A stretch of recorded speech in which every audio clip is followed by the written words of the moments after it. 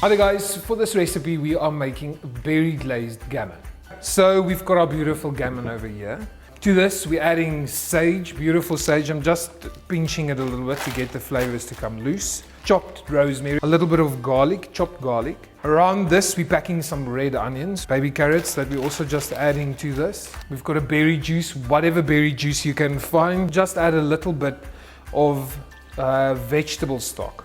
So this goes into the oven. After 2 hours you will see that the rind of the gammon is loose. Remove it, glaze the fat with berry jam and just roast it for another 15 minutes to make it nice and sticky.